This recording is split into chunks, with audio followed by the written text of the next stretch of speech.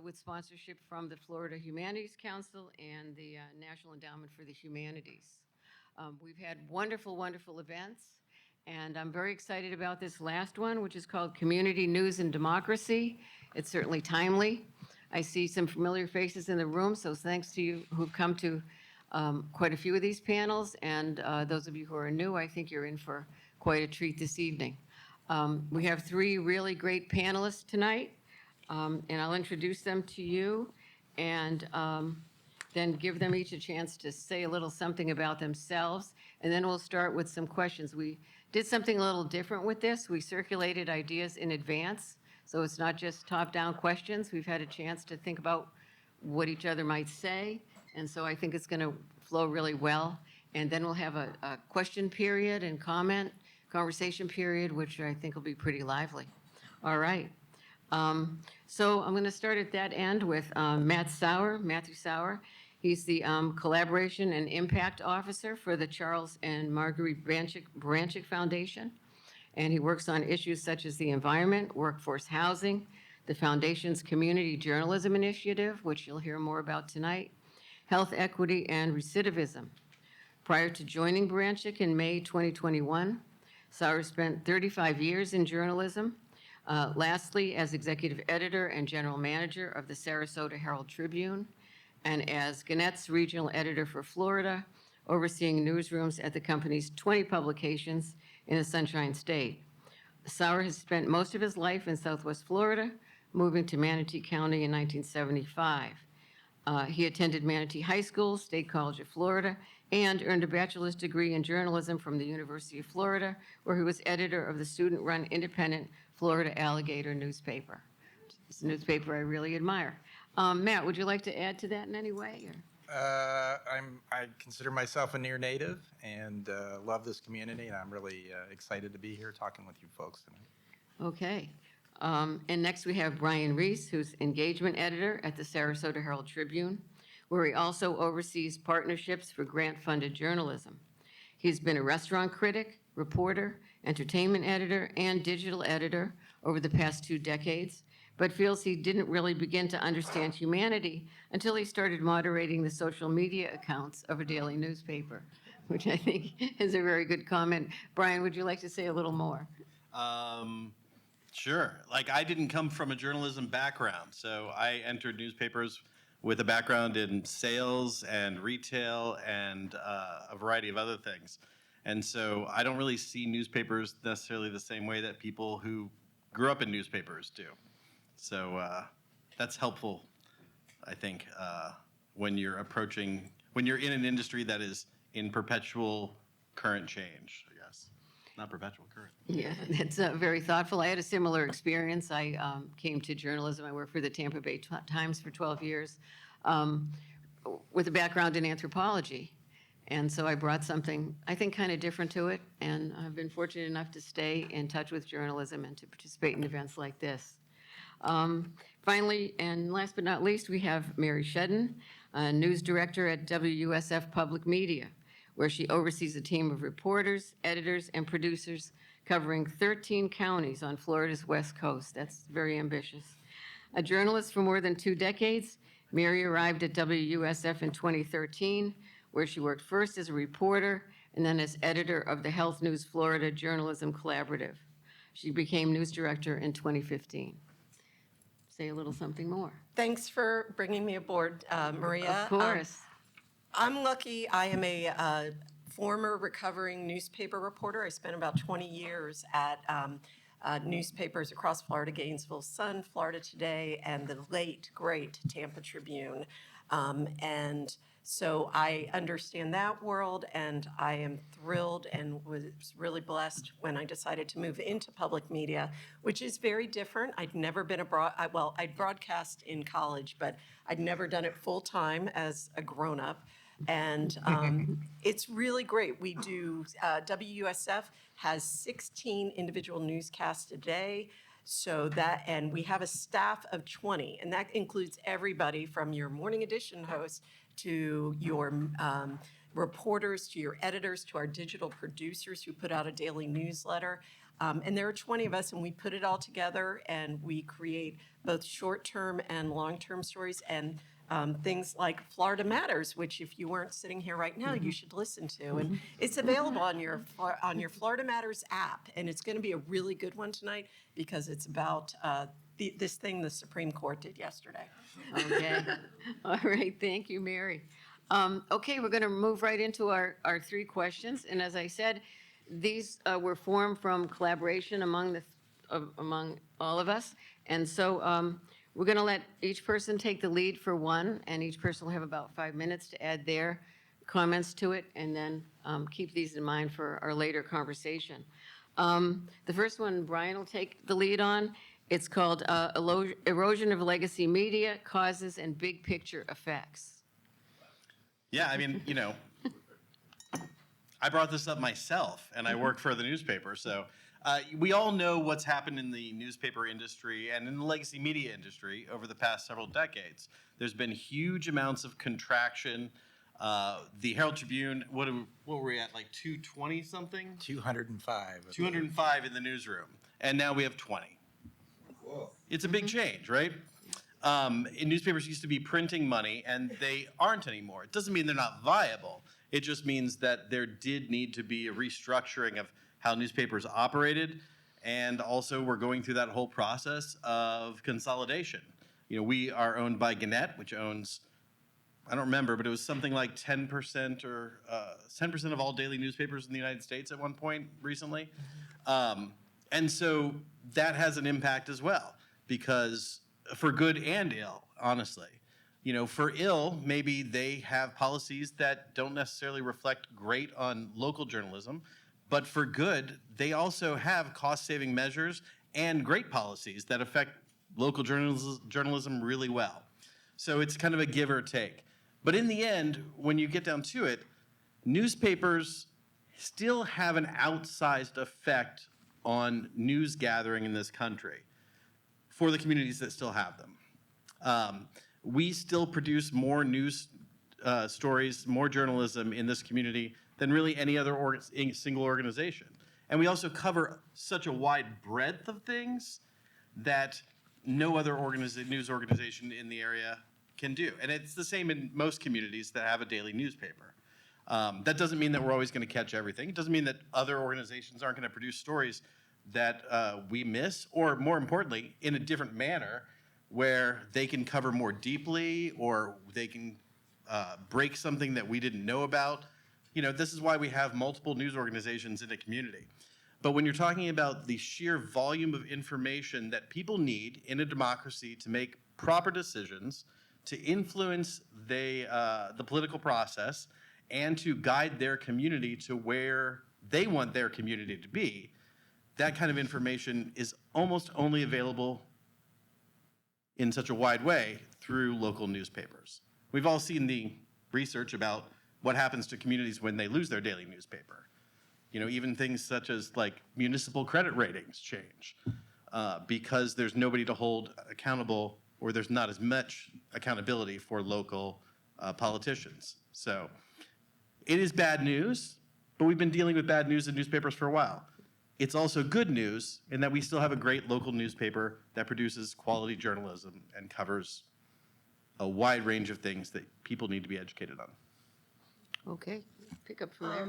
To Brian's point, newspapers are still have the great lifeline into a community. That's something that public radio, we have we have two reporter anchors, but we also have probably 6 or 7 employees from our organization living here in the Sarasota community. So we are connected, but we're not as connected. We often will interview reporters from your organization. We just had a Tampa Bay Times reporter on, because we know we can't cover it all. And so we look to things like collaborating, even in that small way where we interview other journalists to get that information out there, because we know it's important to the community. A statistic I ran across just last December that broke my heart. In the state of Florida today, 9 counties do not have a daily newspaper. There are only 63 counties in Florida. 67. 67 in Florida. Think about that. 9 newspapers have absolutely no news source every day. So one, you are blessed, but also that reminds us why it's so important to support the media that you do have. Those local, while you're probably still covering Sarasota County Commission, you may not be in Northport or Venice. We have to make choices with the changes in legacy media. And quite honestly, it's heartbreaking to us as journalists. We want to be there. We want to be shining that spotlight on the smallest governments, on the sneakiest school boards, but we can't do it all. And we have to make tough choices. Matt? I'm a data guy, so I'm going to add some relatively stark data to that conversation about newspapers. 2,900 newspapers have closed since 2005. That's within my son's lifetime. 1,800 communities have lost a local newsroom since 2004. 60% of journalism jobs have been lost since 2008. Did any of y'all have a sense of how deep that was, how deeply local newspapers are suffering? Can I get a show of hands? Anybody have a good sense of that? Because I got to tell you, the public doesn't know that. There have been studies that show there's a serious disconnect. There's a real conflation of the CNNs of the world and the Fox Newses of the world with local news. And to me, they are absolutely different, completely different worlds with completely different missions. And frankly, it's the local guys that have much more of an impact on your life. So I think what's on us as the media and philanthropy is to get this information out and get people to care. I mean, it's on newspapers, and I participated in this for 30 plus years. We did not ingrain people with an appreciation of news they were willing to pay for. And we are suffering now for that. Well, I'm not suffering anymore, but the media is suffering now from the fact that, news has value, extreme value, and I love talking to people and they say, oh, I read this story on Yahoo, or I read this story on Facebook, or I read this story on, you name it, I saw it on Twitter or social media. And I'll ask them, where do you think that story came from? Oh, well, their newsroom generated it. And I'm like, they don't have a newsroom. Every bit of that news is coming from the traditional media. It's coming from NPR, it's coming from newspapers, it's coming, and there is no compensation for that right now. So that's another hill I think the media needs to climb and get Congress to actually recognize that the online players owe the traditional media a fortune, frankly. So. What Matt's speaking about is the business model, and he mentioned the CNNs of the world. While I was driving here tonight, I'm thinking of key moments in my adult journalism career. Ted Turner, CNN changed everything. That changed the whole vibe of all of a sudden Uncle Walter wasn't it, right? It changed. Craigslist. Classified advertising was an enormous part of funding newspapers as well as retail advertising. And that's, what we saw the decline of mostly in our careers. I intentionally chose to go to public media, not because I thought NPR was cool. Well, okay, it was cool. But I believed in its business model. And I actually researched the nonprofit business model of public media, which is on supporters like you, just like our friends at WSLR. That is, to me, the most honest transaction that can be made. And I think newspapers are starting to understand that. I see that the Tampa Bay Times has a journalism fund. They're going after grants, and that's great because the more, the merrier. But that idea of I'm telling stories because you support the work I do.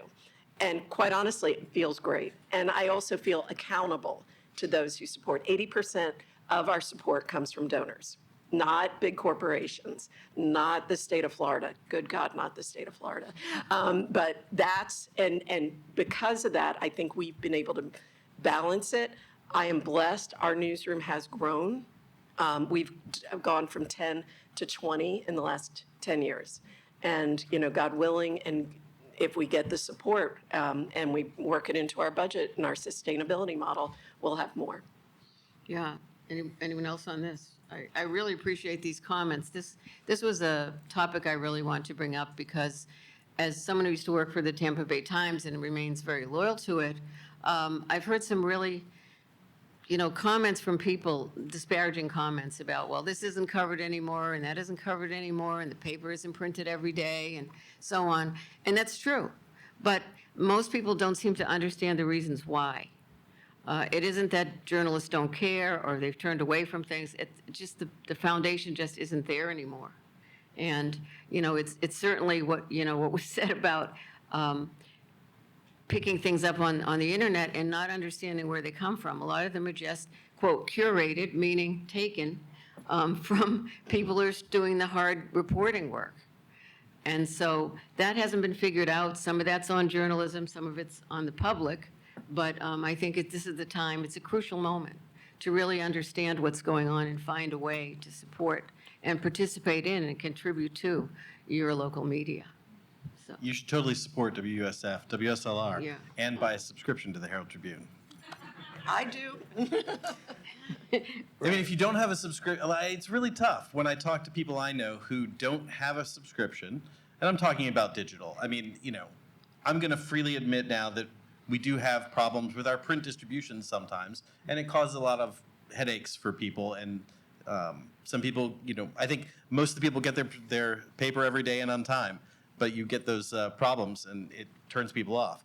But if you are interested in your community and in politics and in making your community better, then I can't understand why you wouldn't have a digital subscription to the Herald-Tribune and support, and listen to and watch all your other local media.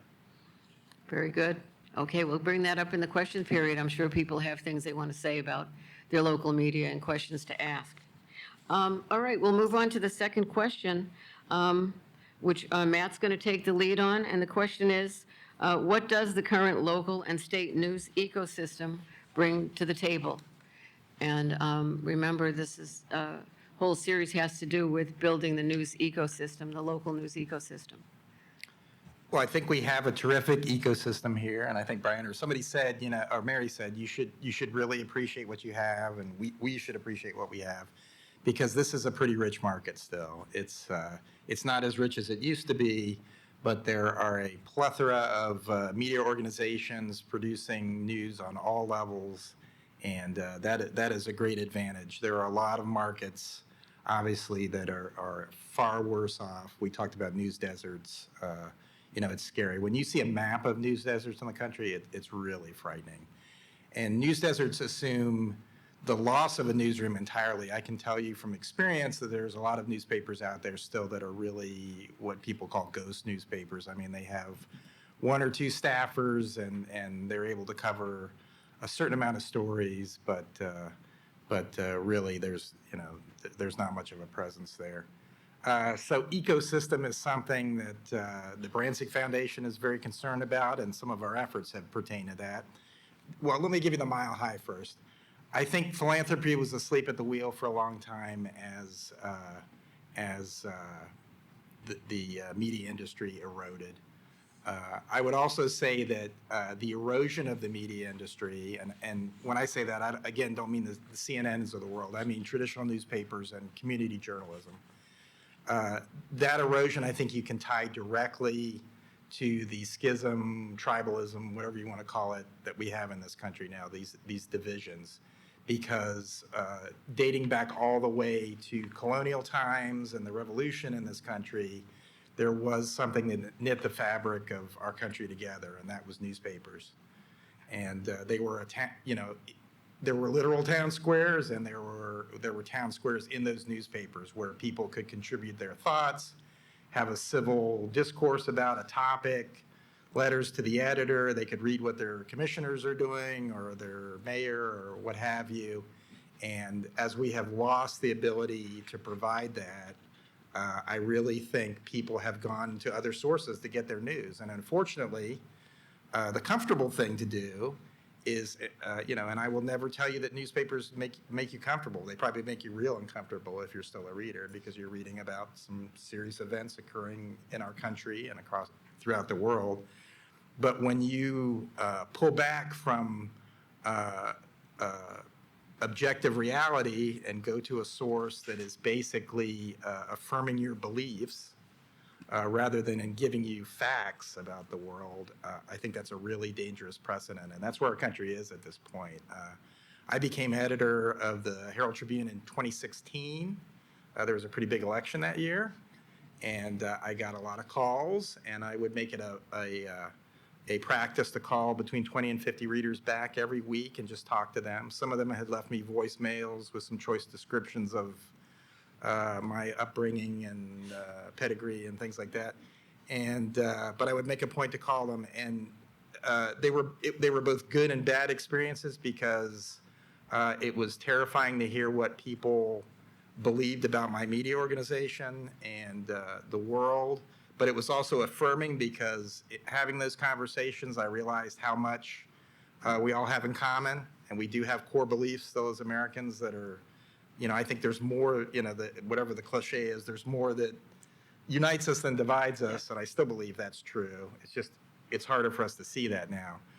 But I would almost always end those conversations on a positive note, and that gives me hope that we can get back to that civic discourse and actually talk about an issue without it becoming a personal thing. But philanthropy has woken up now to the erosion of journalism because we know that it's core to our mission of helping provide affordable housing, helping the homeless, and that, these various issues, the environment.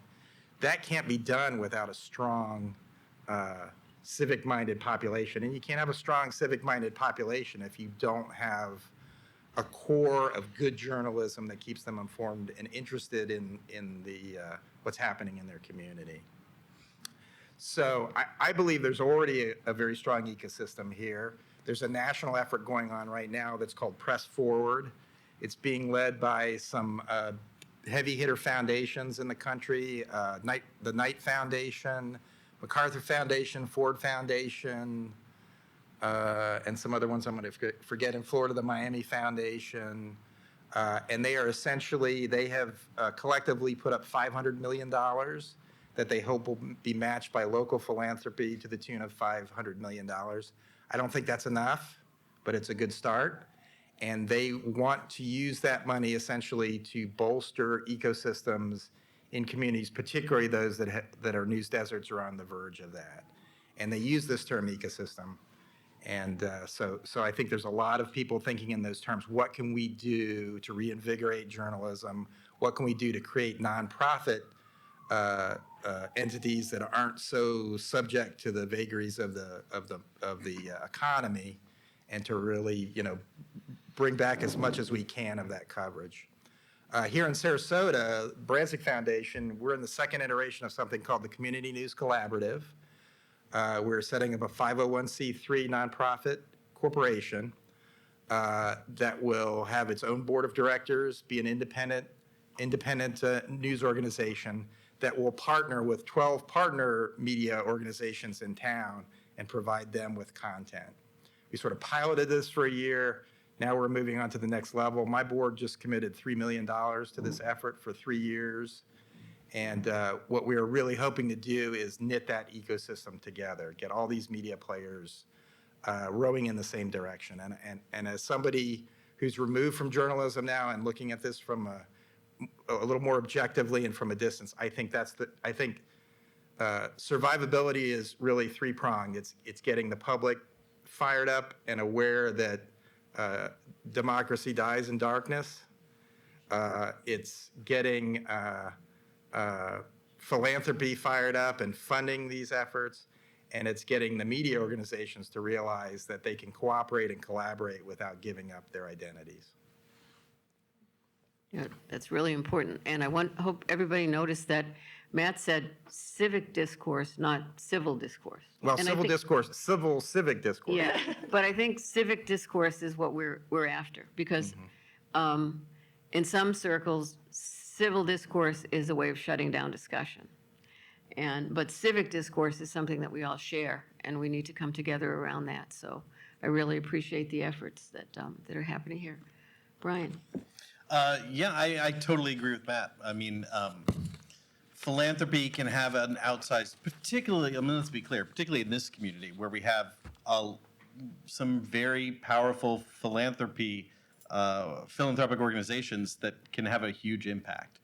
And the trick is that I think you'd probably say this too, like there's a lot of different ways that philanthropy can help journalism. And I'm not sure that, there's no one size fits all cure. I think that, coming together as a convener to bring people together is a great thing and foster more communication. Barancik's also going the route of, producing journalism that everyone can use, particularly in collaboration with other organizations, and that's great. And there's also funders that have supported journalists in nonprofit and in for-profit newsrooms like ours, like Report for America. Mm-hmm. There's grants through Pointer and the Koch Foundation. Knight Foundation has done a bunch. I mean, there's a lot of different ways for philanthropy to support local media, and it's really important that philanthropists get on board with that. I think that in the end, what really needs to happen is philanthropy is best when it identifies things that are missing and tries to fill in those gaps in a sustainable way, mm-hmm. so that those gaps continue to be filled. And we, as news organizations, have to participate in that and have to be a part of that, so that when it goes away, if it goes away, I'm not, it's not always the way, but when that funding is not there, that we have built a sustainable model to keep that going. And it's our responsibility as a for-profit newsroom to actually make some money and be fiscally responsible, so that we can build up our own business model to the point where we're making some money and expanding the size of our newsroom. So I don't really have much to say about what you're doing, except it's only going to help us all. So true. I think the role of philanthropy is really critical at this time because, quite honestly, and I'm going to own this as a member of the media, we screwed up. We did not see it coming. And I wasn't empowered 30 years ago when, everybody said we had the TBO online, TBO.com appeared, and what was it, AOL online? And I'm just thinking of some other early sites. We missed it. The media missed the change in the revenue system, and we're desperately trying to catch up. And as somebody who left newspapers and is watching what is happening in the nonprofit media ecosystem, trust me, I'm acutely aware of it. I don't want to see it happen again, and I'm fighting for it. I think the key to it is not necessarily just the philanthropy. Yes, we need all the gifts in the world, but I think there are two keys to this. One is sustainability. You mentioned Report for America, which is an amazing program. The Ground Truth runs it, and it is literally a Peace Corps program. It's that model for journalists, local journalists, and they've embedded probably over the last 5-6 years, maybe 600-700 journalists in local communities. We have a core member in our newsroom who covers the paycheck to paycheck beat. The part of our community that is, yeah, we're working, we got jobs, I'm paying rent, but you know what? My car breaks down, game over. Everything falls apart. That's a part of our community we couldn't have covered if we hadn't had that opportunity. We've worked it in. She's in her third year. We're funding it for next year 100% because, my gosh, what an important beat. The other thing is collaboration. The other thing, in addition to ignoring the business model, is, my God, journalists have big egos. We were really full of ourselves and thought we were competitors. We're neighbors. And we need to get out of the way of that. Public media is a very collaborative environment. I've been very lucky. We share among all the stations in Florida. But without that two-way, I'm giving to you freely, you're giving to me freely, it's worth it. It works in a nonprofit model, but that's going to help us as well. One more thing, too, and you brought up a great point that made me think about this. When I got into newspapers, what didn't come up in journalism. And what really got to me is how difficult it is in a media organization to plan for the future. Because every single day, in our case, we have to put out a print newspaper, we have to fill the website, news is coming in, news needs to be covered, everything needs to happen pretty much immediately. And planning happens, but it has been, I think that's one of the biggest reasons why media organizations have been slow to change, because people come up through the system and they're focused on what needs to happen right away. And so the long-term planning is much more difficult for people in the news industry, I think. Not impossible, obviously. Some people do it really well. But. Yeah, I think I'm struck by what everyone has said here in relation to the theme of this, which is building the local news ecosystem. And if you take the idea of an ecosystem, you know, in the environment, we've been slow to see what's happening, right? Everybody was in such a hurry, well, they'll just take the shortcut, they'll just go whatever. And now we realize belatedly the effect on the physical environment, on our world. And the same thing is happening, I think, in our social environment. That each person was, became, for the best of all reasons, just focused in each organization on meeting their own needs. And now here we are, faced with what one of these panelists called in our discussion, talk of an extinction event in journalism. And so I'll credit Matt with that because he said it, but it really made me think about the parallel and the metaphorical and real parallel to environmental extinction. When we find out that something is going to go extinct, what do? We try to pull together, we try to figure out why, we try to remedy it, and that does work. But we have to do the same with our social environment and with the information that feeds it, that we get from the news, from each other, from coming together to address these problems because they are that dire. And it's easier, honestly, for us to collaborate now. Mm-hmm. Because when things were great, we were competitors. Yeah. We competed for all that advertising money. There were more news organizations that were competing against each other to get money for subscriptions. But honestly, subscriptions, really, advertising was the way that they made money. And nowadays, there's less of that competition. There's less advertising.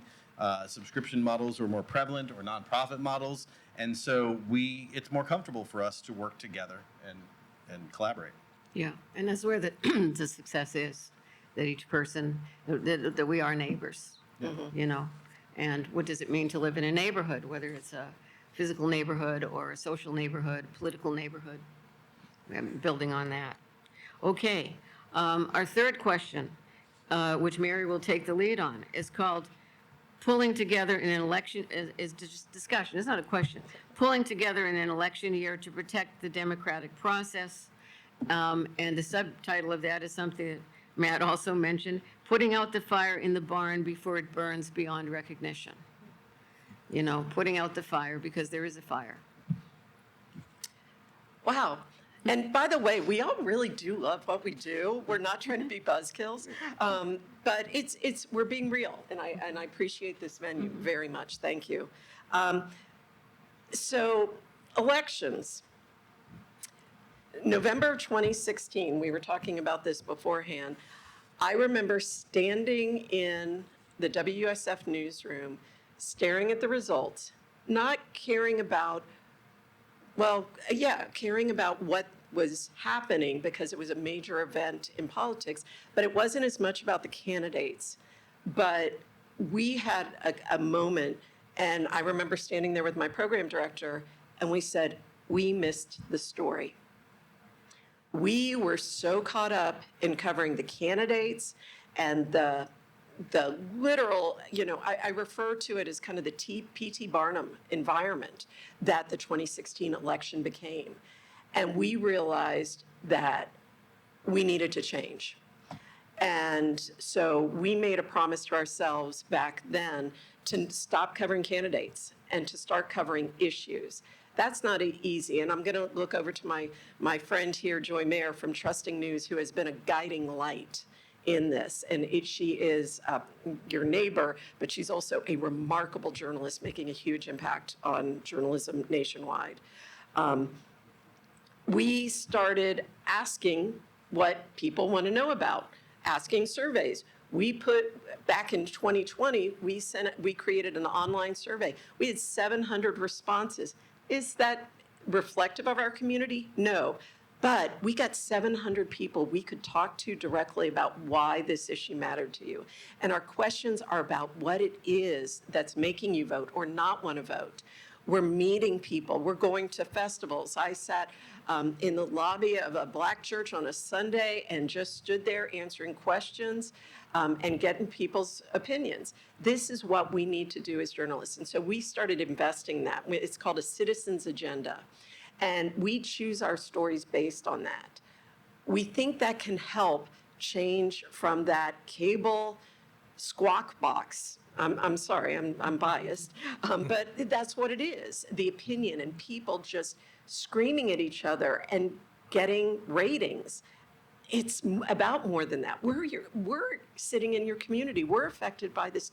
We are your neighbors, and we're watching it happen. And I got into journalism to be a public servant, and probably elections are more important now than ever.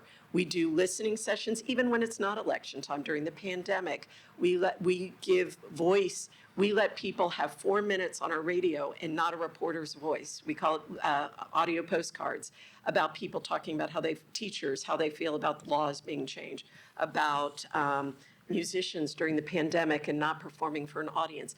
Those kind of things, changing the conversation happening in our radio, because we realize we need to be covering much more, but more importantly, we need to cover it differently. And so we're really focusing on listening much more than we ever were. Thank you, Mary. Who'd like to go next? Please. Go ahead, please. No, I'm you're next. closer to this than I am. I think the fundamental issue that we face as legacy media is that information and journalism for us is not a partisan issue. And it has become a partisan issue because there are for a variety of reasons. I was going to say that it's because of people leveraging a hatred of media in order to get their agendas pushed forward. But also, I mean, Joy's here, so I have to actually recognize the fact that we haven't always done a great job of making people trust us either.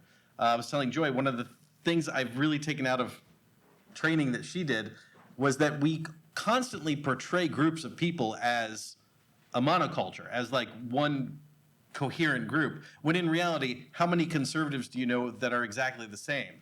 You know, I've got liberal friends who want, who are anti-abortion. I have liberal friends who don't want gun control. I've got conservative friends who want gun control. Like not everyone's the same, but we constantly portray that in articles referring to conservatives, blah, blah, blah. And we don't always do a great job of it. That said, I mean, people are using this hatred of the media as a weapon and as a way to get their purposes furthered. Luckily, I'm very glad I'm not in the national media, because on the local level, that is less important. And we can really focus and bear down on what is important to our community. And we in print, in newspaper, I say print, most of it's not really on print anymore, but we have a constant push and pull with our resources. I would like to do many things that you guys do at WUSF. And then we have to decide, well, if we do that, are we not going to cover these things because we're going to have a reporter or an editor or a team that is focused on interacting in different ways with our readership? And we're not always great with that. And we need to get better. Thankfully, you guys are doing that too. So, maybe we can do maybe you guys can reach out to people and we can cover particular stories, and then, you guys can dive into something else, and then we can all work it out together, hopefully. But in the end, what we really need to do is get you guys the information, and we're going to cover issues, but we're also going to cover candidates. And we're going to tell you what people stand for so that you can make a clear and educated decision when you go to the polls. And thankfully, we won't be affecting probably your decision-making about who's going to be president. Brian, can I just ask you, when I was an editorial writer for the Times, we did the candidates and we had these big, thick books. Yeah, And it took months to assemble all the information. sure. That editorial board that used to have 9 people on it now has maybe 2. So how do you do that? Well, we don't. I mean, that's the trick. We're going to have we'll have a voter guide, and we'll have information on all the candidates in most of the races. And we will have links to our stories and about those races. But we can no longer do interviews with every candidate. Our editorial board certainly can't. Or they won't Or do they- interviews. Yeah.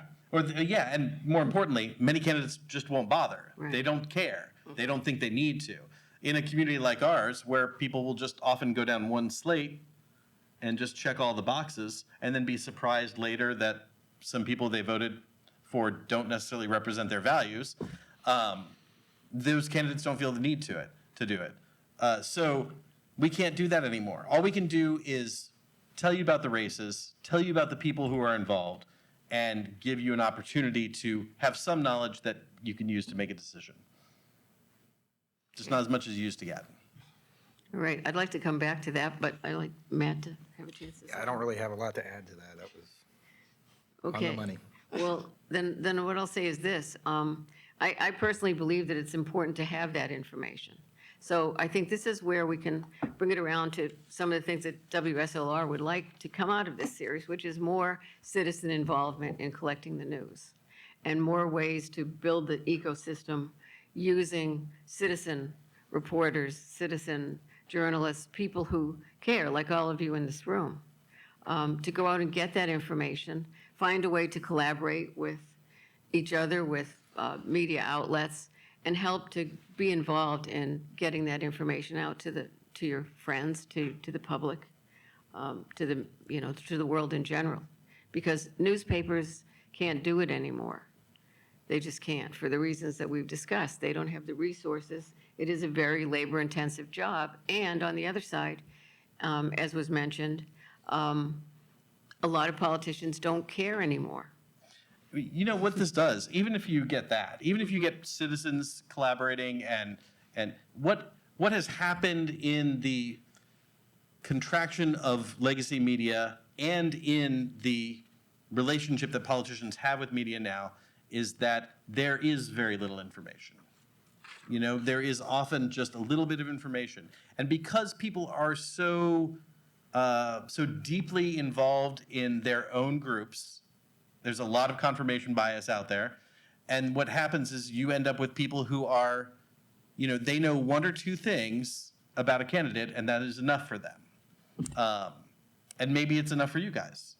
Sometimes it's enough for me to make my decisions, but it's not the same as having somebody fill out a 100-question survey and putting that in the newspaper so that people really understand what a candidate's about. But that's what you have now. Unless there's a scandal or unless somebody says something, that's what you're going to have. And you know what? That's why they don't say anything. Because they don't need to. That little bit's out there for them that they're trying to tell you about. So. Yeah, that's really important to keep in mind, that what you see is what they want you to see. And so don't be so trusting of some of this and dig a little deeper. When I was an editorial board of the Times, every candidate used to come in and see us. It was sometimes very tedious, but it was really, really informative. And we never stopped talking about the guy who was running for local office, and his sole thing that he was touting as his qualification was that he had donated 200 pints of blood. Which is great. Yeah. But is it in any way a qualification for office? No. And so we put that in the paper, and hopefully people didn't vote for him because he had absolutely no qualifications. But qualifications doesn't seem to be anymore the criteria for running for office or for being elected and being supported. So I think there's really something there in finding a way to dig, and that comes from going to meetings, hearing people talk. They might not to talk to a reporter, but they talk in their jobs. And if you can show up for that meeting, that county commission meeting, city council meeting, there's a group of very young people in Sarasota right now who are starting an urbanist group. And their idea is to get somebody to show up to every single meeting that affects planning in Sarasota. And so, that's the kind of thing that gives me hope. And I would like to see them linked in more to legacy media, to bigger outlets that can get their information out there, because otherwise, how are we going to do that? That's fabulous. Yeah. I love hearing about things like that because luckily, most public meetings are recorded in the state of Florida. And so we have the ability, if we hear that a citizen journalist has discovered, that suddenly Sarasota is allowing 87-foot tall condo towers in the middle of downtown, somebody can say, I heard this at this meeting, and we know that their mission is not because they're a developer, but they're watching for the community. They're the watchdog. I mean, that's what journalists do, and really, it's not a secret, but it's seeking the truth. Every one of you can be deputized in seeking the truth because it's worth it, and that's just inspiring, actually. Yeah. Are they your students? No, but my students have reported on it for the Catalyst, so that's how I know about it. We still have reporters that watch most of those government meetings, the big ones at least. And trust me, I want you to do it. You don't want to do it. It's tough. Better to jump in when they're covering the thing you want. But yeah, watch the whole thing too. The whole day of the county commission. Yeah. I've watched that too. It's tough.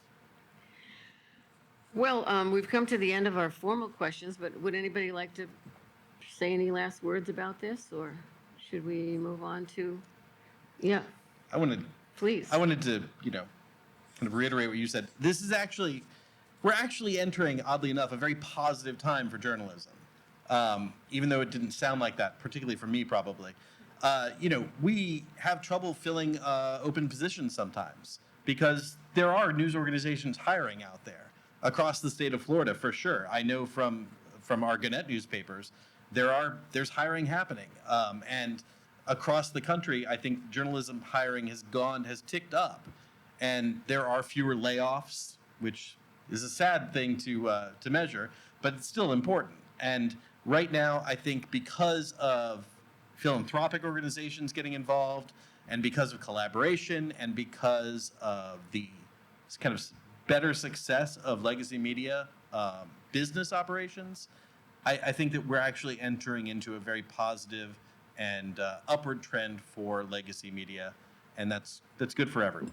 I'm really inspired by the young journalists because their sense of mission, if they're choosing to go into journalism now, they do not have any preconceived notions. It's a tough life. It's public service. Yeah. It don't pay great. I meet a lot of students. Matt and I meet a lot of students at the University of Florida Journalism School, and there are some who just want to be on TV and get a big contract with ESPN. And you know what? If they're really good, go for it. I think that's awesome. But most of the journalists you meet, they just want to make a difference and help people understand the world a little better. And it's really inspiring. And knowing that gives me a lot of hope. And they're the ones that we're trying to hire, and we're fighting over them, which is great. There are fewer of them, but the ones coming in are just, they know. I think this is an era probably similar to the post-Watergate era, where young journalists are inspired. After Watergate, they were inspired to go into it. I think we're seeing that as well right now. Yeah, and that's very inspiring. I see it with our student journalist at the Catalyst. Not to embarrass her, but our editor-in-chief is sitting over in the corner over there, Gabby Batista, and doing a fantastic job. And what inspires me is that, and also this kind of conversation we're having here, because I hope you heard that a few years ago, this kind of conversation would not happen. People who saw themselves as competitors or minimally as territorial, okay, maybe friendly to their neighbors, but they had the big fence. Those fences have come down out of necessity. And I think this is an unusual opportunity. Also, given the incredible challenges we're facing politically. and the need to have the most informed citizenry, I would say, that we've ever had. That's what we need right now. I keep hearing, and I hear it on different reports, people talking about the potential end of democracy. That's a real thing. And, you know, what can keep us from that? It's knowing what we're getting into. It's knowing the players. It's knowing what's at stake. And it's knowing what's at stake for all of us. So again, I think calling this the local news ecosystem is a really good parallel to the environmental ecosystem, which we've belatedly, but in a very real way, come to understand how critical these things are. I want to give a nod to a part of the media ecosystem that hasn't been mentioned, and I feel badly. The African American owned media is a critical part of many communities here in Florida. And you have Tempo here in Sarasota, in Pinellas County, where I live, is Weekly Challenger. There's a statewide paper, the Florida Courier. They are, we think we're strapped for staff even more so. 2 years ago, we actually started a shared content agreement with the Courier and the Weekly Challenger. We use their content, they use ours, so we're published. We know that our digital stories are going in there. It was great when Tropicana Field and the Ries announced their big deal. We ran a story about how the Black community in St. Petersburg reacted, not with our white journalists dropping in, but truly in-depth coverage from within that community. And it was the best story we had. They are just as important as our daily media, our broadcast media. The more we have working and telling stories, the better. Yeah, I would second that. I've read the Weekly Challenger since I moved to St. Pete, which is more than 40 years ago. And I really admire the coverage and also the information sharing. University of South Florida, St. Petersburg, has a bureau in the Black community in St. Petersburg and has done some tremendous reporting and information sharing that then gets to the public, to everybody who needs to know. So we also had on one of these panels a publisher of a Black-owned publication in Connecticut, and she was talking about their use of the internet, which was really, really interesting. It's a different take on it than a lot of people have. And I would say we're almost at question time, but we haven't really touched on the effect of the internet on some of this. As I said to the panelists in advance, this is something that people say. If you say, well, what happened to newspapers? Well, the internet. But they don't really understand too much beyond that. So if anybody wants to comment on it, please do. Well, I'm curious, as a radio person, how many of you have to listen to WUSF or WSLR on a terrestrial radio? Woo! How many of you listen on an Alexa or on your phone or on your desktop computer? Right. So we're facing the exact same thing. So we are creating on-demand content and we started our digital newsroom. We operate 365 digital because we know this. And so we pivoted. It is not just about a 1-minute radio story. Every reporter writes a digital story as well as a radio story. We pay a lot of money to the Associated Press and News Service of Florida, but it's important. Our digital product is as important as our broadcast. And we want to get news to you. Because of the internet, I think we all learned we want to provide you news where you want it and when you want it. My wife and I have a print subscription to the Herald-Tribune because she likes to read the advice column and the comics and the letters to the editor every morning. I don't care. I like to read it online. That's my personal thing.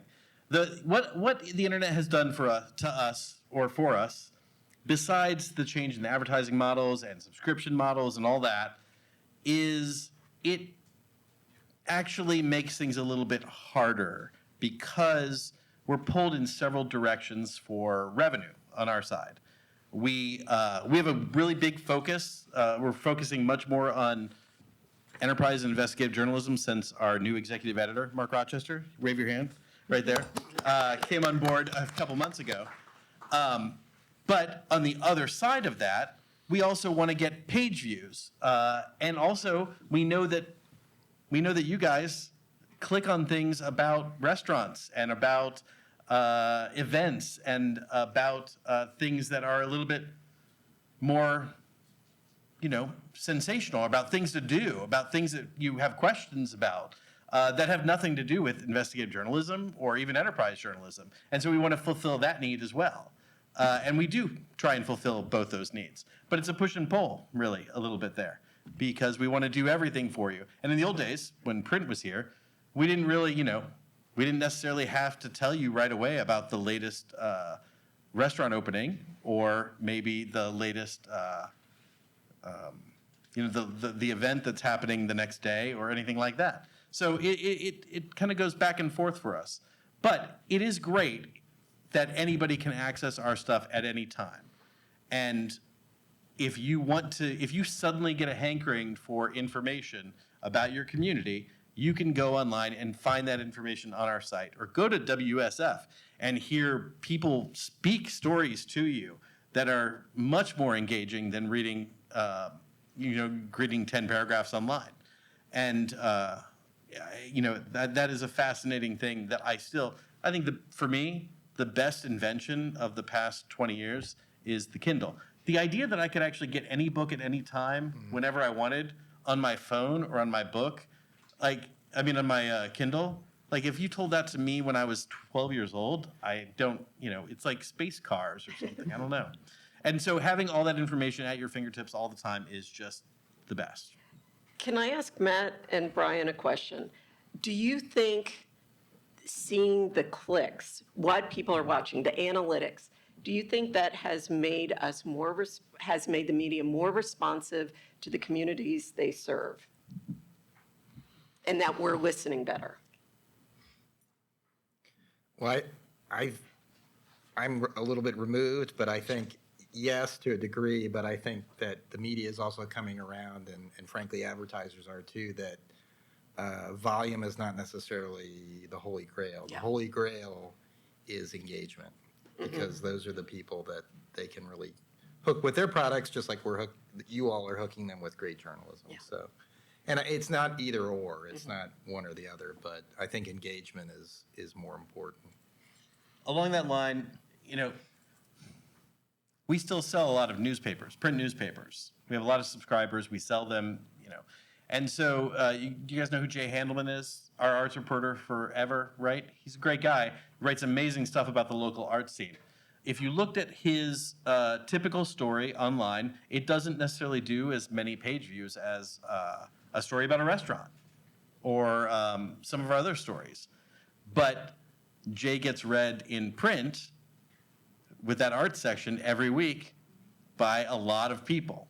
And his newsletter, his weekly arts newsletter, you should sign up for that. Go to theheraldtribune.com and sign up for Jay's arts newsletter every week, only once a week. More people are engaged with that newsletter than any of our other newsletters, percentage-wise. And so there's so many different analytics now that it just depends on what you're looking for. We know, when we put about a restaurant story, we know it's going to get a lot of clicks. But we also look at the number of subscribers that clicked on that story, and it's also pretty high. We know the subscribers, that locals are interested in that topic. And so we can look and see, we look every day, how many subscribers clicked on these stories? What does that tell us about local engaged people and what they think about this topic? So we have so much information available to us, and it can tell us a lot, but we also have a lot of different goals. And so this topic gets this type of engagement, this topic gets this type of engagement. So we do both things, Yep. Yeah. Thanks. I'd just like to say on the topic of engagement, which is key, one thing we haven't discussed that I think has been a lost opportunity is engagement with each other around the news. I've looked at a lot of reports from the Schoenberg Center at Harvard, and they talk about things like where people get their news, from whom do they get it. And it brings me back to, from an anthropologist's point of view, the social element of this, that when there was just radio, people crowded around the radio and listened together. when there was TV and the news was on at 6 o'clock, people watched it together. That did something. That did something that's been studied, and it has to do with engagement, with discussing the issues with your peers, with your family, intergenerationally. And that is gone right now. And that's something I think that we need to recapture. And there are opportunities to do that. I know at New College, when there have been a few big things happen, people crowd around a big screen in the student center to see, what is this? That's just an opportunity that's so valuable. It's what people remember about it, not even what happened. What did somebody else say about it? What was the discussion? And I think we can do this around the election. And maybe, I know the Tampa Bay Times has some public forums that have gone really well around topics where, you can sign up, you can show up, you can listen, and you can ask questions. So that's something we're hoping to do right now. You've showed up, you've listened, time for you to ask some questions. With that said, Yeah. I also want to look out, and everyone look around at everyone else here. Y'all are pretty similar, And this is the difficulty of public engagement type things. You're kind of self-selecting who's going to show up. And so, yet again, it's another kind of push and pull thing, because you need to start engaging with people who aren't showing up to these events, people who are 23 years old and still, oddly enough, living in Sarasota. People like that are people of different backgrounds, different socioeconomic backgrounds, and it's actually very hard to do. Mm-hmm. It's a difficult thing to do. This is something that I think hopefully they can help too. Yeah. Mm-hmm. Write that down. I'm just kidding. It's in my notes. Yeah, I mean, right. no, I do. I think one important thing that the media has to do, and hopefully that we can help the ecosystem do, is, and I think Mary and Brian would agree with me on this, but we would do stories, we'd do these enormous projects describing how bad X, Y, and Z was, and we'd kind of shoot them off into the ether, and we're like, all right, we're done. Yeah, it's prize season now. I think the media has to shake the worry about taking it to the next step. And that doesn't mean taking a position, but that does mean convening people around these issues. Most of these issues we cover like this really don't have value judgments on them. They're big societal problems, and I think we can bring more people to the table and affect change beyond just describing the water. Yeah. Yeah. Okay. Thank you. Keep saying we. I can't shake we. Yeah. You are we. Yeah. It is we. It's we. Okay. So do we have some questions? Please don't hesitate to step up to the microphone. So I want a model for people that you want to come to the microphone and state your name, Arlene Sweeting, and then ask your question. And I wanted to ask Matt if he would share a little bit more about what you learned from the Community Media Collaborative 1.0 and what will be different with the 2.0 version. 2.0 will be a standalone organization. It will be, I think we will try to get a group of more experienced journalists to work for it. We definitely learned, and I think we had our last collective meeting of the media partners in September, if I'm remembering correctly.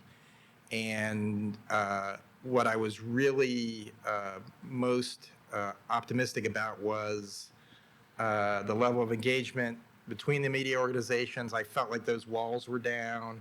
I felt that everybody in that room was open to the notion of, hey, can you imagine a project that we can all do together? 12 media organizations doing it from the standpoint, photography, audio, video, graphics, whole thing. We can really move the mountain if we could bring that to bear. And I've just always been a guy, even back to my early journalism days, who believed that the whole is greater than the sum of the parts, and you always get a better product when you have teamwork. And I think that's what we're trying to build. So, what else will be different? There will definitely be more. We are aiming for more why stories, because I think this community is in very strong need of the whys. And I think we will focus a lot on watchdog and enterprise and investigative journalism, because that's really what this community needs. I mean, I think the biggest difference from 1.0 to 2.0, and I won't go into detail about this because you already know what I'm talking about, but the ground has really shifted in this community in the last 2 years. I think most of us would agree, and I think there's a real need to capture those stories. Yeah. As somebody who is pretty involved with 1.0, I think the model of the first iteration, and I think it was good because it really helped the 12 partners, which are from just completely different news organizations, from Spanish language radio to competitive newspapers to very small weekly papers. It's a really, to a monthly magazine, I mean, it's a really different demographic. I think I'm very proud, WUSF helped administer it. We were very proud of meeting that original mission of doing stories that aren't being covered. And we talked a lot about how people aren't in the schools. We just don't have the manpower. And yes, that was serving a need, and I think we did well. And for, 12 months, we were able to do that. I think it allowed Barancik to really say, what is it we need more of? What is the priority? And this is the constant question that is going on. And to Matt's point about the gathering of folks, I think 1.0 was designed more in the design of a news service, which was one direction. A true collaboration is working in conjunction with each other. That's a very different model, one that I work with in a lot, and it's hard to build those relationships. And just getting those media organizations in a room was really difficult. And so it's not going to be an easy lift because there's still a lot of egos. Beyond even the egos, I mean, it's resource intensive. Like collaborating with other organizations, you would think that it would save you some effort and some time. It does not. It takes time. And when you have such limited resources and there's so many different priorities competing for those resources, it's nice to have someone else, hopefully, kind of do the work to do the collaboration.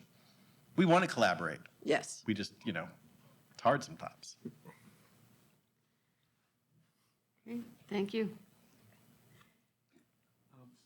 My name is John Schussler. I'm wondering, what are those one or two person self-funded blogs or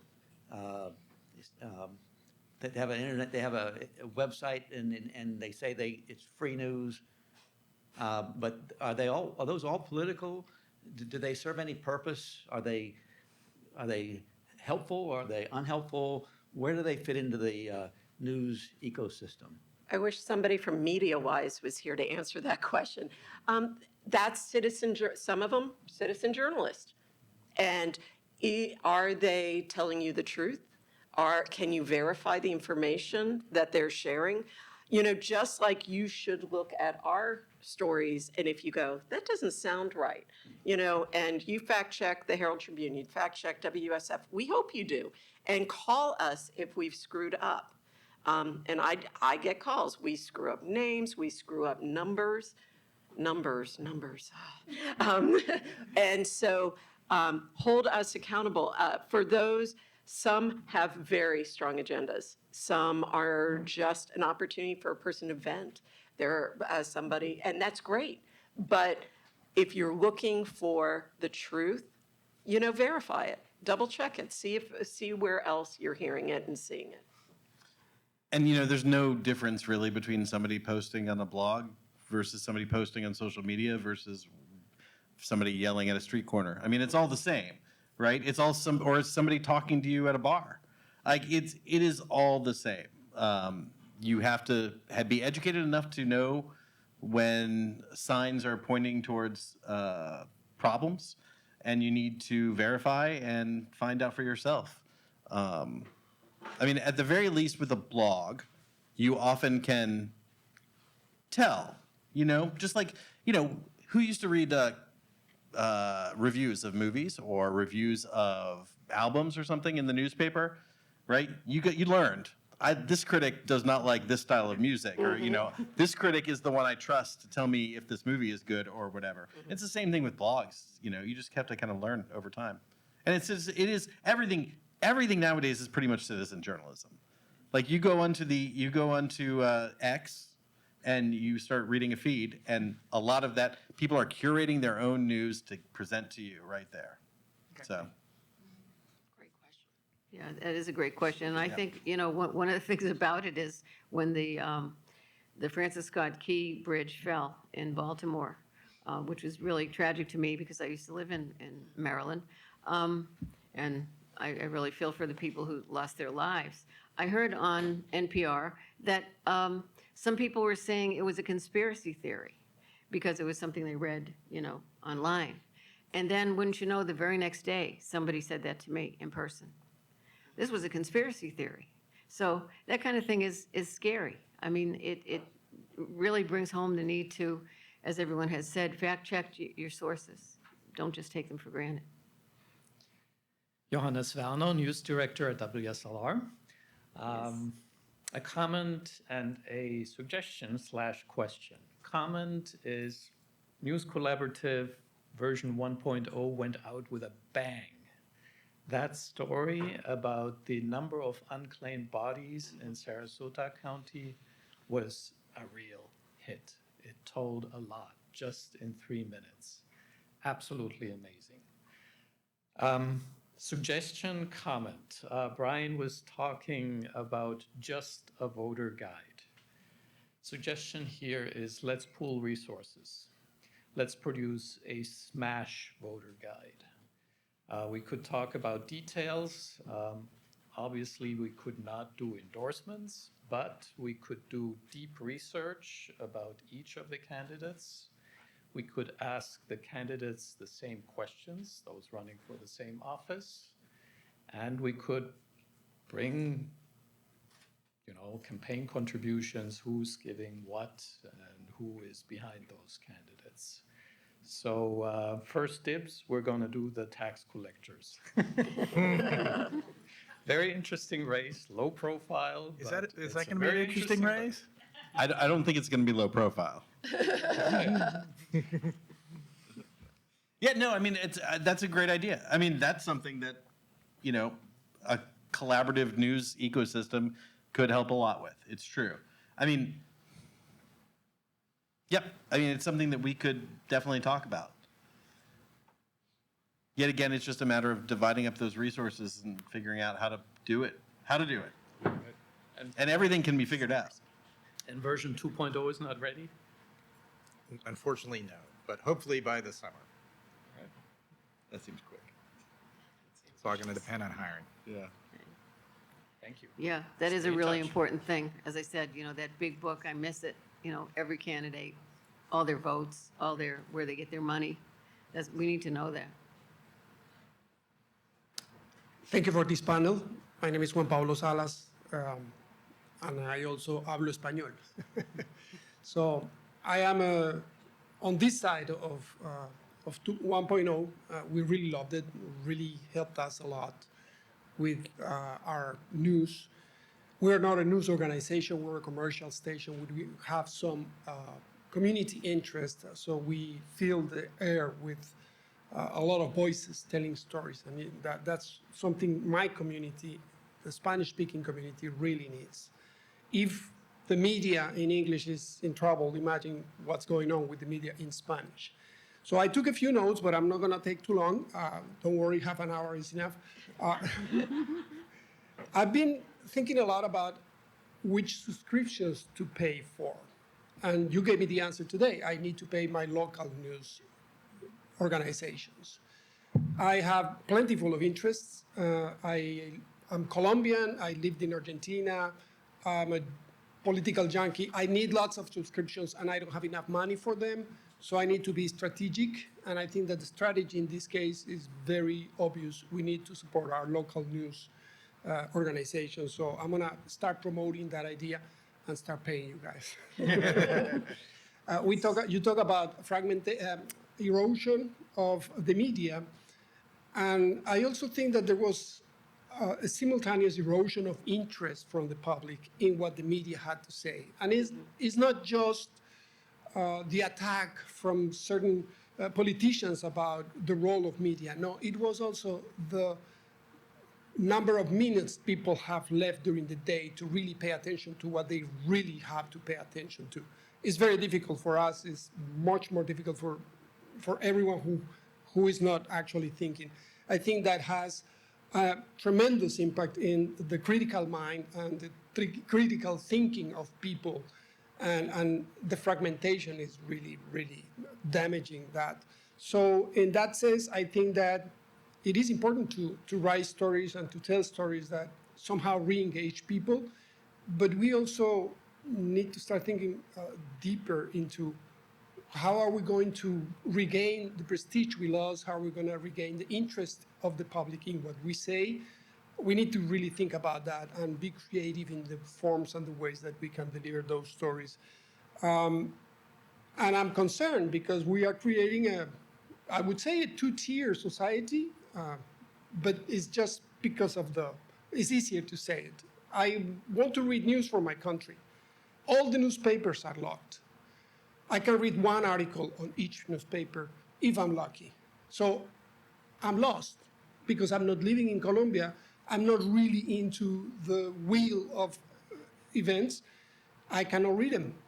And I don't have time to listen to the radio and to watch the TV. So I'm uninformed at this point in regards to what's happening in Colombia. And I fear that the same is happening to a lot of people in our communities. So that would be my message. Just let's keep thinking, like tonight, in ways to engage and re-engage the public so they can regain the interest in the value that journalists and journalistic organizations add to the information. Everybody is out there giving their blog, their opinion, their ideas, their conspiracy theories. We are supposed to be the ones who clear the dirt and let the truth shine. So we need to get back to that. Thank you. I'm sorry. Yes, thank you. Thank you. Thank Very well you. said. I think you brought up an amazing point that we didn't really talk about too much, which is also, number one, that's my favorite part of Community News Collaborative Part 1, which was there's a lot of media out there that does not have the ability to do news gathering and write stories, and putting news stories on those into those media organizations is just fantastic. Yes. It's great. And number two, there are lots of groups of the public that legacy media does not cater to in any way. Mm-hmm. And that number of people is growing. It is not shrinking. Yes. And it is growing as we all get older because, legacy media does not really cater to, and I'm not saying cater, I think we try sometimes, right? Sure. But we're not serving people under the age of 30 in this community in any way. My son is 19, and I will, when he deigns to talk to me on the phone from Massachusetts at college, he will say, "Why, Dad, you're in the media," as if I'm just all the media. Why isn't the media covering this thing? And I'm like, well, number one, that's in Pennsylvania, and I have no idea what it is. It doesn't have anything to do with my newspaper for sure. And he's like, but the mainstream media just isn't covering it, and it's super important. And then I'll look it up online, and I'll be like, okay, well, there's all these legacy media stories about that thing that's happening that you're talking about. But that's because he's not getting his media from legacy media. He's on Reddit, and people are telling or on social media, people are telling him, hey, this thing's super important. Everyone should pay attention, and media is not covering it. In any case, what we're not doing is reaching those people. Or if we are, we're reaching them through several layers of obfuscation and personal opinion. And I don't have an answer for that right now. And I don't know that legacy media has an answer for that. Right. And so that's a problem. Yeah. I don't know. I think translation, particularly into Spanish, is one of our biggest questions, one of our biggest goals. As public media, our goal is to serve all people in the state of Florida. No paywalls, we're not providing access to an enormous part of our population. And I agree about the under 30 as well. some of our election coverage is going to be social media only. We're not even thinking, and if they don't click through and, go to the bio and click on the story, good for it. But the story is 90 seconds. And I agree with you so much. Thank you. Thank you. Hi. Oh, damn. Hi, Gabby. Yeah, I'm Gabby Batista. I'm a student at New College, I guess more specifically the editor-in-chief of The Catalyst. I'm going to try and make this question as cohesive as possible. Maria might know about this situation pretty well as our faculty sponsor, but I guess how would you work around the depleting sense of pride or gusto amongst student reporters, young reporters, as the local media landscape just becomes less rewarding, I guess, to produce work day after day or week after week in our case? I think there are local news outlets everywhere. They don't all look like newspapers. They don't all look, but public media is a huge area that I don't think a lot of students thought of 10 years ago. And it's now becoming a very common area. I think there are a lot of online nonprofit news organizations. I think about like the Texas Tribune. I think if you look beyond legacy media, you'll be surprised how much is there. And there are mission-driven media, and that's a choice if you want to make. There are media that do have an agenda, and good on them, and they're transparent about it, that their mission is, raising awareness about and advocating for climate change. I'm just throwing that out as an example. So, look at what your values are and what it is, and network like crazy. Trust me, he's got jobs. I know people who've got jobs.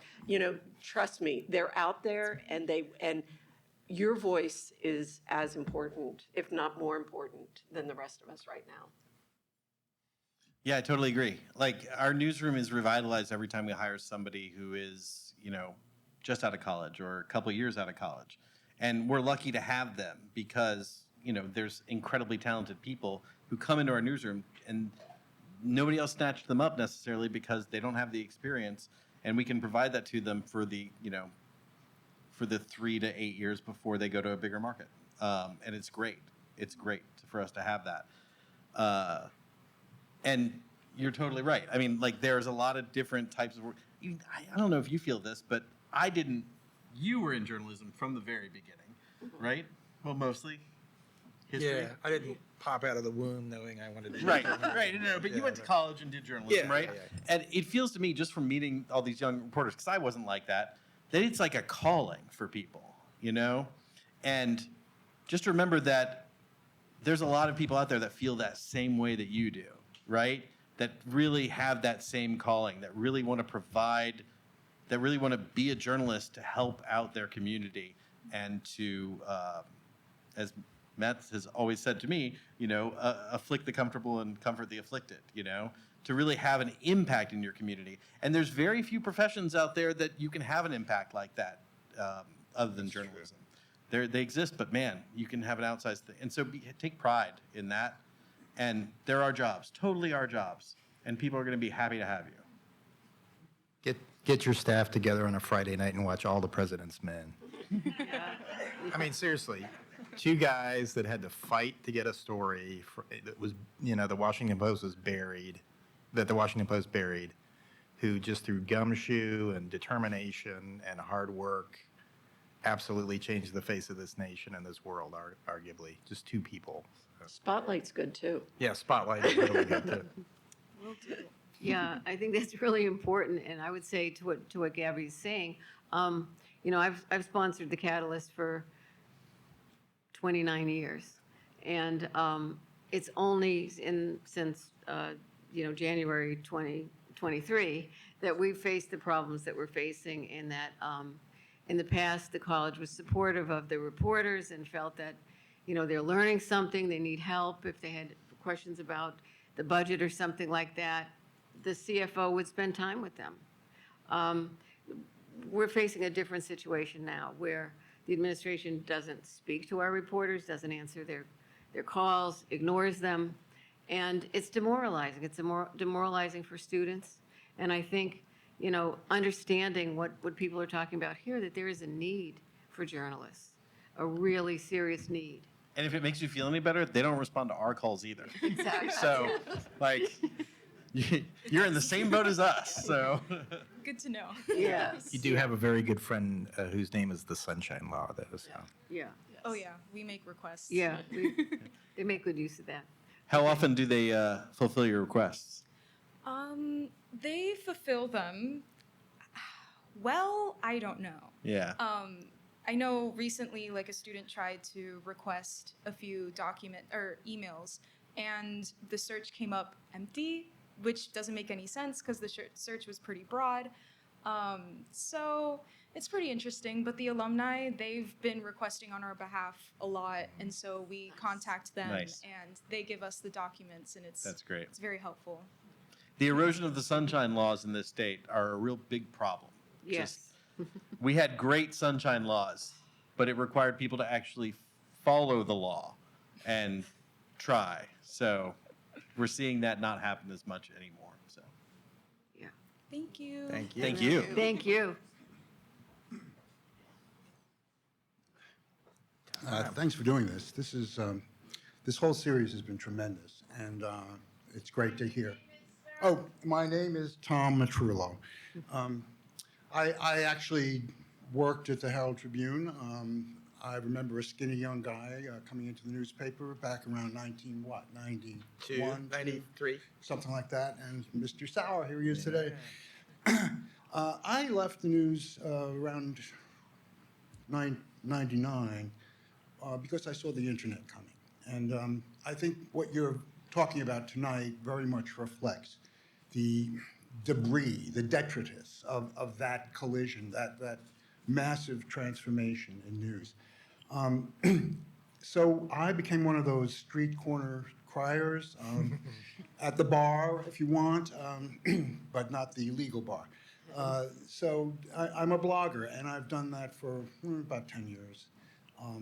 And what I've noticed, in part because I live in neighborhoods or work with neighborhoods that are fraught with planning issues that encounter corrupt officials at every level of the process, but mostly the highest level. This brings to mind the fact that we stopped covering elections, candidates, with any seriousness, with any rigor, a long time ago here. But this is definitely what we need to do. I'm so happy to hear Johannes talk about doing a research into the candidates of every position. This is essential. And what it will do, if it's done right, is bring out themes that I've seen develop over years of paying attention. And some of those themes would be things like the fact that this county basically is operated by a political machine. The candidates are purchased by developers, and it is pretty much so matter of fact that nobody even notices it anymore. They just go ahead and do it. So there's a lot of corruption stemming from that sort of activity. But there's also, and I think much more disturbing to me, a decay in the whole planning and public process. What's happening is that they're privatizing everything. The public goes and talks, the board basically is checking its phone. We don't have any actual participation in the creation of a vision. And there is no public vision anymore. It's becoming a private vision. It's Pat Neal's vision. It's Carlos Baruch's vision. It's Randy Benderson's vision. These are the guys who are shaping the future of Sarasota County. And frankly, I don't like it. I don't think you should like it, but I don't see you talking about it. I really don't. So I'm a little bit concerned that what we're dealing with here is an absence, a vacuum, where some of the most important themes and stories and facts are being left out, and I'm not sure why. So that would be my question, why?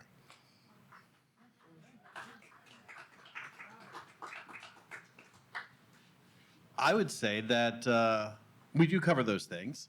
You might argue that we don't cover them enough. I would also say that it's the kind of thing that it's a political decision about the voters need to decide what they want out of their growth plan for this community. And then they need to vote for that. And I think that you'll find that people are making decisions based on what they want out of the growth plan for this community. Yeah, I mean, are developers the biggest source of campaign funds? For sure, they definitely are. And some of the developers you named are the biggest contributors of those funds to campaigns. I think that people know that, and I think that people, that the community knows that, and there are some people in the community who don't appreciate that, and they tell the politicians that they don't want it, and they don't vote for the politicians maybe who go for that. But there's a lot of people in the community who want that growth. And so, yeah, I mean, we can do a better job. We can always do a better job. I think we definitely are covering that stuff, but we can definitely do a better job. But I think at some point it also comes down to the voters deciding what they want. And I think that growth is one of those weird things that there's people from all different political spectrums that are pro-growth and anti-growth. Sometimes it has to do with NIMBYism, and sometimes it has to do with wanting to be one of the people here who lives in Sarasota when it's nice, as opposed to when there's a lot of buildings that clog up the atmosphere or whatever. But it's just a whole spectrum of people out there, and they just need to mobilize if they want to make change. As a subscriber of the Sarasota Herald-Tribune, I will say you have some really strong reporters covering these things. I have never lived here, and I feel like I understand some of those key issues, because growth, to me, that's the issue I care most about as a Floridian.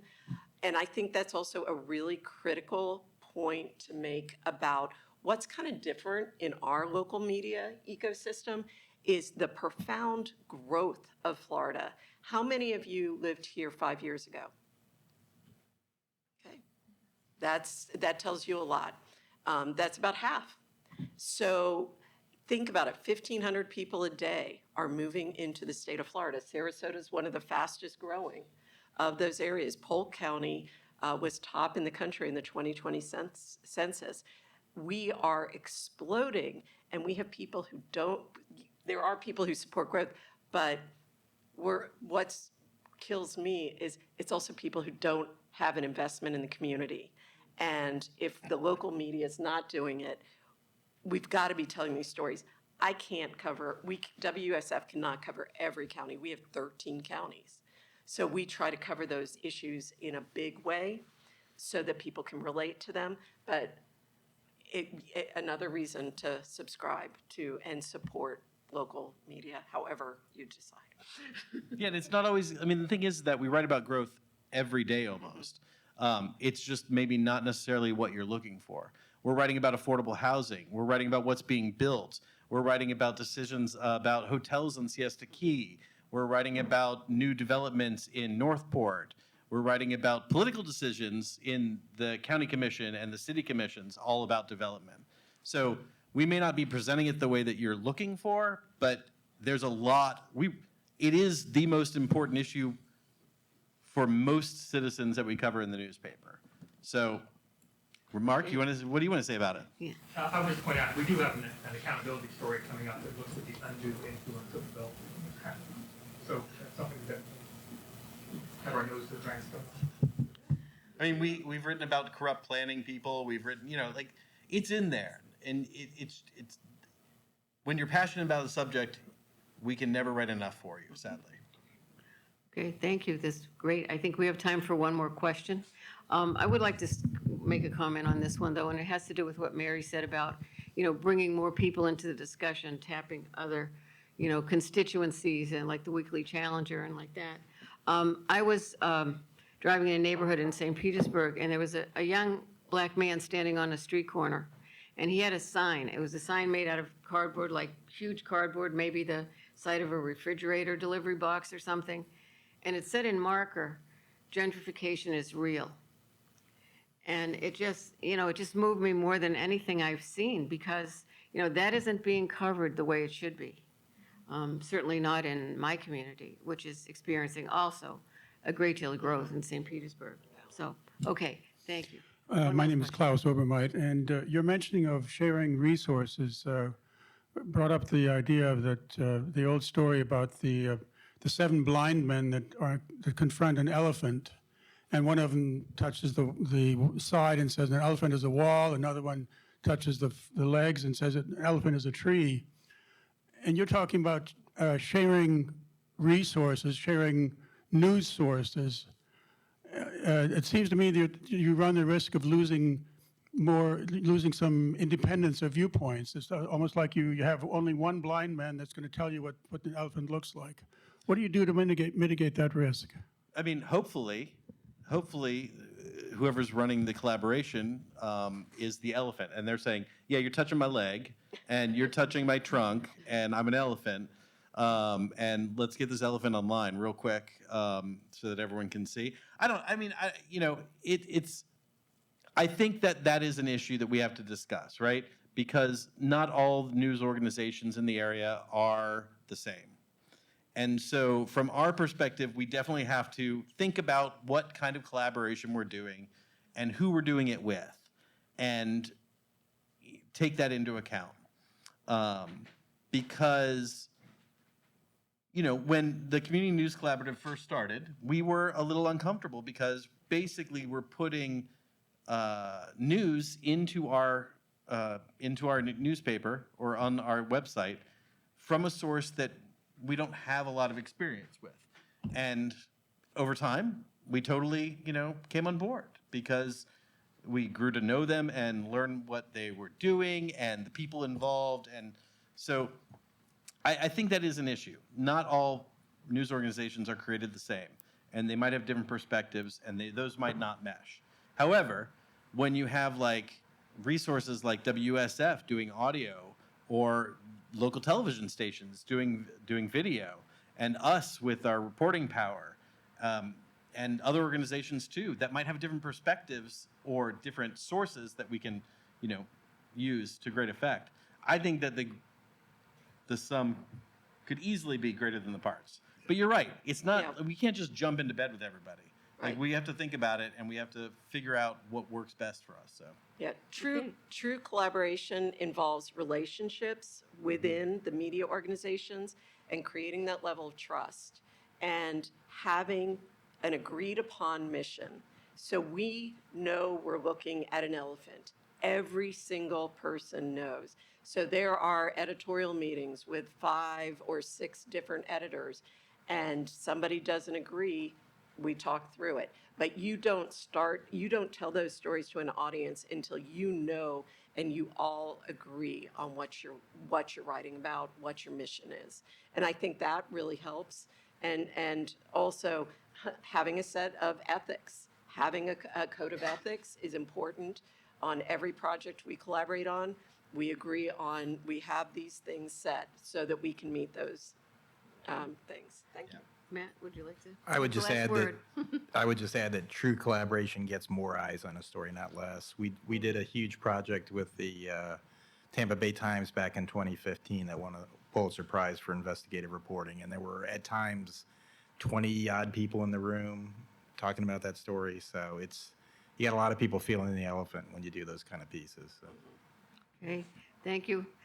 Thanks very much for your questions. Thanks, everybody. Thanks to WSLR and to the Florida Humanities Council and to our wonderful panelists, Matt, Brian, and Mary, and to all of you, and to all of you for being here. This has been a really, really valuable experience.